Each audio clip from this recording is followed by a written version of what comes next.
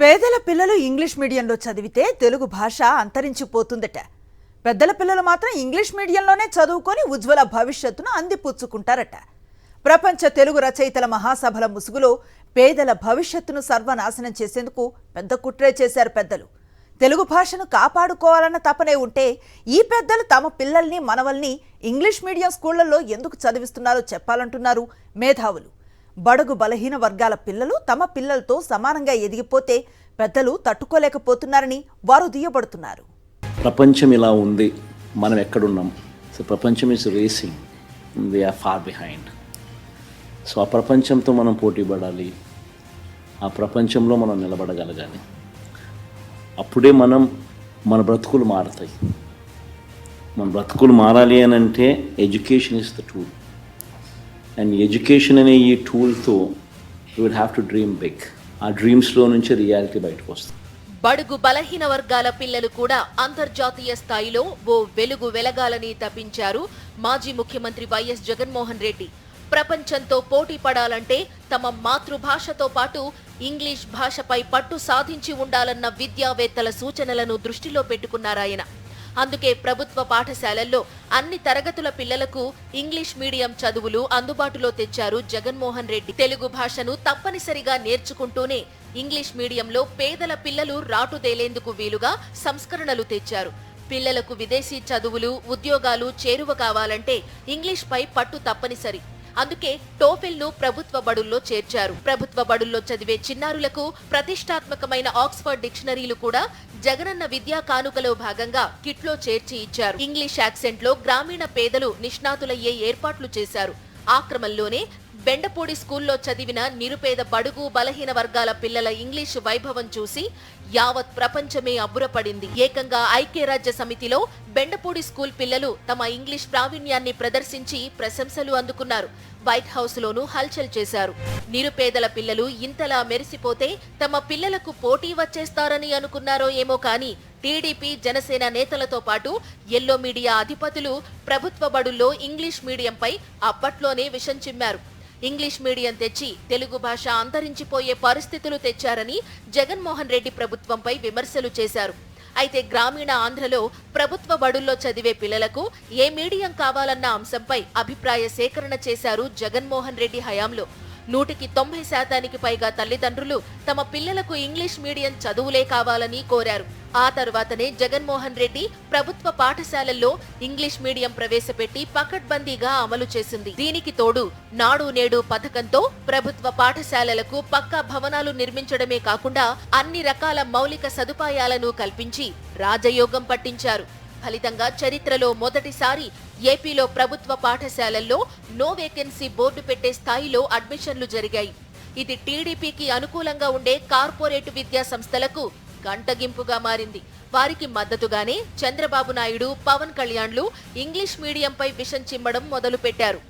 3వ తరగతి 5వ తరగతి పిల్లలు కూడా టోఫెల్ అంటే అసలు దానికి ఆ లాజిక్ ఏంటో అర్థం కాదు.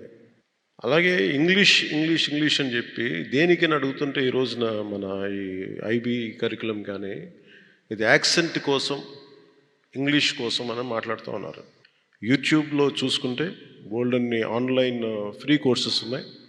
అమెరికన్ యాక్సెంట్, బ్రిటిష్ యాక్సెంట్, ఇవన్నీ మీకు ఏ యాక్సెంట్లో ఇంగ్లీష్ మాట్లాడాలో అవన్నీ బోల్డ్ అన్ని ఫ్రీగా వాళ్ళు చెప్తూ ఉంటారు. వాటిలో విద్యార్థులు ఎన్రోల్ అవ్వచ్చు, దానికి డబ్బులు కూడా పెట్టుకోకర్లా.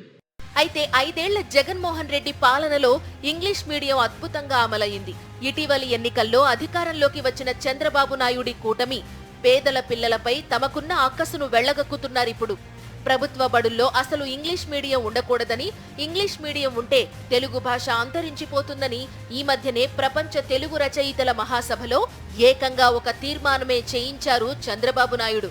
చాప కింద నీరులా ఇప్పుడు ఆ తీర్మానాన్ని అడ్డుపెట్టుకుని పేదలకు ఇంగ్లీష్ చదువులు దూరం చేయడానికి పావులు కదుపుతున్నారు. ప్రపంచ తెలుగు రచయితల మహాసభలో ఇంగ్లీష్ మీడియాన్ని రద్దు చేయాలని డిమాండ్ చేసిన వారిలో ఒక్కరంటే ఒక్కరు కూడా బడుగు బలహీన వర్గాలకు చెందిన వారు లేకపోవడం గమనార్హం. ప్రభుత్వ బడుల్లో ఇంగ్లీష్ మీడియంలో చదివే వారిలో 90% మంది ఎస్సీ, ఎస్టీ, బీసీ, మైనారిటీ వర్గాలకు చెందిన వారే అన్నది అంతే నిజం. ఇక్కడే పెద్దల కుట్ర ఏంటన్నది అర్థమైపోతుంది. అసలు వేదికలెక్కి ఇంగ్లీష్ మీడియం రద్దు చేయాలని డిమాండ్ చేసిన పెద్దల్లో ఒక్కరంటే ఒక్కరు కూడా తమ పిల్లల్ని కానీ మనవల్ని కానీ తెలుగు మీడియంలో చదివించిన వారు కారు. అందరూ ఇంగ్లీష్ మీడియంలో కార్పొరేట్ విద్యా సంస్థల్లో తమ పిల్లల్ని చదివించిన వారే. ఈ పెద్దలు తమ పిల్లలు చదివే ప్రైవేట్ విద్యా సంస్థల్లో ఇంగ్లీష్ మీడియాన్ని రద్దు చేయాలని డిమాండ్ చేయగలరా అని దళిత మేధావులు నిలదీస్తున్నారు. ఇంగ్లీష్ చదివేటువంటి పిల్లలను ఆపేస్తే తెలుగు బతకదు. ఏమండి, మీ పిల్లలు అమెరికాలో చదవాలా? మా పిల్లలు మీకు దొడ్లో పశువులు కాయాలా? చదువులు ఆపేసి ఈ చదువులు సక్రమంగా కొనసాగి ఉపయోగపడాలి ఉపాధి కోసం అంటే ఖచ్చితంగా తెలుగు మీడియం కొనసాగాలి.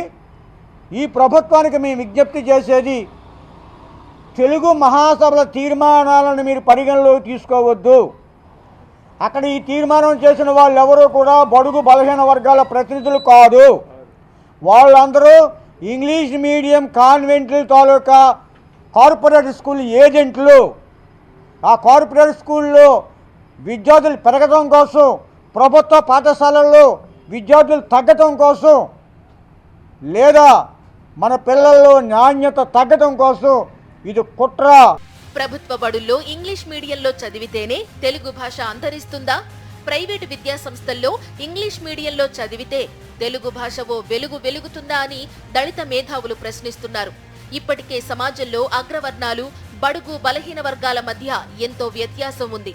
ఇప్పుడు పెద్దలు మాత్రమే ఇంగ్లీష్ మీడియం చదివి పేదలు ఇంగ్లీష్లో చదవనే కూడదని దురహంకారంతో తీర్మానం చేయడమంటే వివిధ వర్గాల ప్రజల మధ్య విభేదాలు మరింతగా పెరిగే అవకాశం ఉంటుందని వారు హెచ్చరిస్తున్నారు. ఇంగ్లీష్ మీడియం పెట్టినటువంటి గత ముఖ్యమంత్రి ఈ రాష్ట్రంలో ఉన్నటువంటి ఎస్సీ ఎస్టీ బీసీ పిల్లలందరూ కూడా ఇంగ్లీష్ మీడియం చదువుకోవటం వల్ల వారు జ్ఞానవంతులై ఉద్యోగాలు సంపాదిస్తూ విదేశాలు కూడా వెళ్ళడానికి అవకాశం ఉంటుందని మంచి నిర్ణయంతో ఇంగ్లీష్ మీడియం పెట్టడం జరిగింది. అయితే వికాసం పేరుతోటి చెప్తున్నటువంటి ఈ మేధావులు వాళ్ళ పిల్లలు ఎక్కడ చదువుతున్నారు, వాళ్ళ మనవలు ఎక్కడ చదువుతున్నారు? వాళ్ళు కార్పొరేట్ స్కూల్లో చదువుతున్నారు, వారికి డబ్బులు ఉన్నాయి కాబట్టి. ఈ పేద పిల్లలందరూ కూడా ఇంగ్లీష్ మీడియం చదవటం వల్ల ఇంటర్వ్యూలు ఫేస్ చేయగలరు, ఉద్యోగాలు సంపాదించగలరు, విదేశాలు వెళ్ళగలరు. ఇది మంచి ఉద్దేశం.